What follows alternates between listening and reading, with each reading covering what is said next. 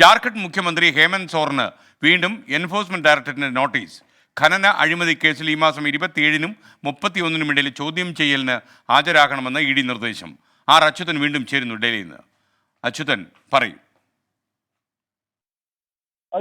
ഈ ഖനന അഴിമതി കേസുമായി ബന്ധപ്പെട്ടാണ് ഹേമന്ത് സോറന്, ജാർഖണ്ഡ് മുഖ്യമന്ത്രി ഹേമന്ത് സോറന് ഒരു പുതിയ സമൻസ് ഇ ഡി നൽകിയിരിക്കുന്നത്. നേരത്തെ 8 സമൻസുകൾ ഈ കേസുമായി ബന്ധപ്പെട്ട ഇ ഡി ഹേമന്ത് സോറന് നൽകിയിരുന്നു. അതിൽ 7 സമൻസുകൾ ഈ ഹേമന്ത് സോറൻ അവഗണിച്ചിരുന്നു. പല ഔദ്യോഗിക തിരക്കുകൾ ചൂണ്ടിക്കാട്ടിയാണ് അത് അവഗണിച്ചത്. എന്നാൽ 8ാമത്തെ സമൻസിന് ഹാജരാകാൻ സന്നദ്ധത അറിയിക്കുകയും അദ്ദേഹത്തിന്റെ വസതിയിൽ ഇ ഡി എത്തി ഈ കേസുമായി ബന്ധപ്പെട്ടുള്ള ചോദ്യം ചെയ്യൽ കഴിഞ്ഞ 20-ാം തീയതി നടത്തിയിരുന്നു. അതിനുശേഷം ഇതിപ്പോൾ വീണ്ടും ഈ കേസിൽ ഒരു പുതിയ സമൻസാണ്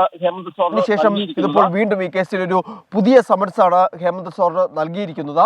ആ സമൻസിൽ നിർദ്ദേശിക്കുന്നത് 27-നും 31-നും ഇടയിൽ ഈ കേസുമായി ബന്ധപ്പെട്ട ചോദ്യം ചെയ്യലിന് ഹാജരാകാനാണ് നിർദ്ദേശം. എന്തായാലും ഇത് സംബന്ധിച്ച് ഹേമന്ത് സോറിന്റെ പ്രതികരണങ്ങളൊന്നും തന്നെ ഇതുമായി ബന്ധപ്പെട്ട് വന്നിട്ടില്ല. ഈ നേരത്തെ ഈ വസതിയിൽ നടത്തിയ മൊഴി രേഖപ്പെടുത്തൽ, ചോദ്യം ചെയ്യൽ അത് റെക്കോർഡ് ചെയ്തിരുന്നു.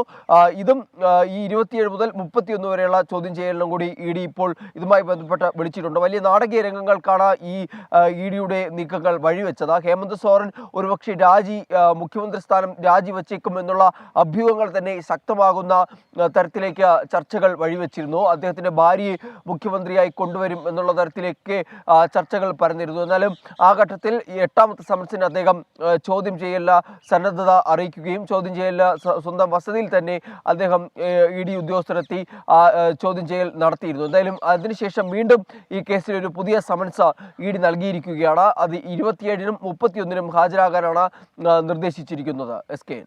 Okay, thank you are Achuthan.